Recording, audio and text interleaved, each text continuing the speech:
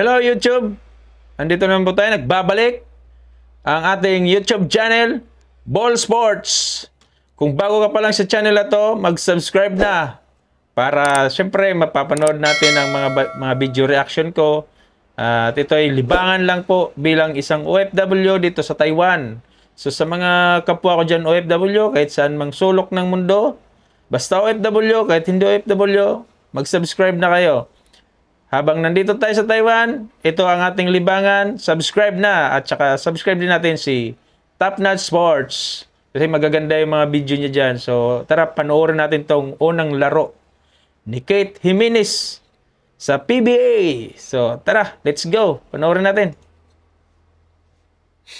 Ang tap and steal from CJ Perez and wide open layup para iangat ang lamang ng Beermen sa 8. Pero di makapayag si Thomas Robinson. Sagot naman sa kabila para sa NLEX with 18 points na rin. Na-stop naman ni Abay ang opensa ni Robinson, convert naman into points ng import na si Aska. Under 2 minutes, nag-showtime na si Aska. Back-to-back slam para sa Beermen, assist from the bro. At bago matapos ang first half, isang tres ni Romeo ang nagpabaw ng 15-point lead ng SMB sa NLEX. At sa pagkakataon ding ito mga boss, bangko pa rin si Kit at hindi pa pinapasok ni Coach George Gallen. Third quarter, strong start para kay Abay. Minama ang import ng NLEX na si Robinson sa ilalim. Si John Mar Pardo guys.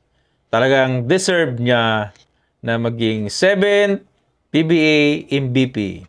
So, walang duda yon. So, sa mga nagdududa dyan na bakit si John Mar Pardo pa rin yung nag-MVP, manood kasi kayo ng laro niya.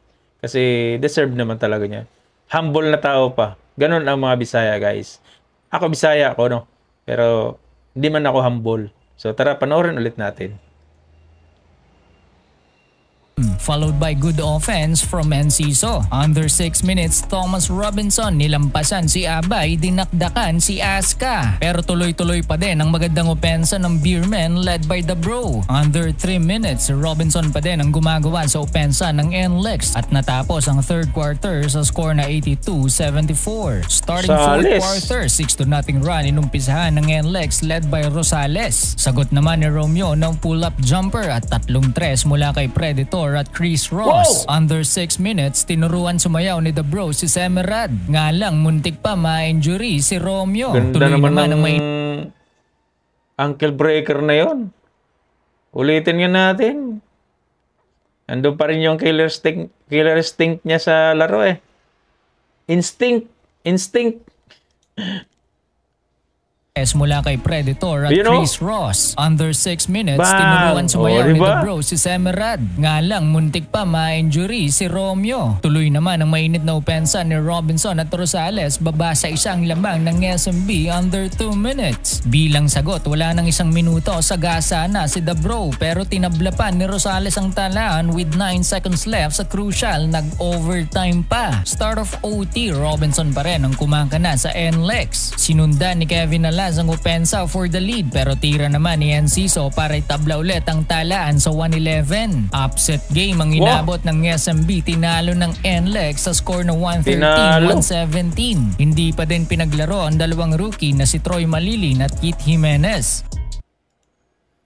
Tinalo guys. Tinalo yung SMB ng NLEX Road Warriors. So, bangko si Kit Jimenez. Siyempre siguro, wala pang playing time kasi ang dami nilang point guard.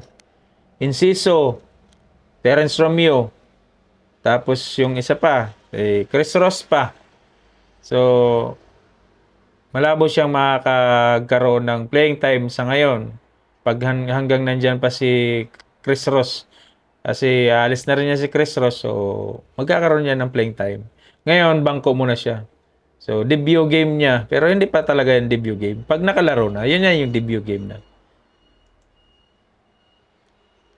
At bago matapos ang first half, isang tres ni Romeo ang nagpabaw ng 15 naman sila Nieto, Roger, Anthony, Robinson at Herndon. Unang nakabutas ng opensa ang NLEX by Anthony. Pero sagot naman ni Perez sa kabila, binuli pa ni Abay si Anthony sa paint. Bali wala depensa ni Bulanadi, sinalpakan ni Robinson. Under 8 minutes, inactivate na si The Bro Terence Romeo. Pumukol agad ng 3 para ibaba ang kalamangan ng NLEX sa 3. Sinundan pa yan ng back-to-back perimeter ni The Bro 27-24 sa first quarter. Starting second quarter, nag-init na si The Bro, nagpaula na ng 15 points So agad. yun nga guys, no?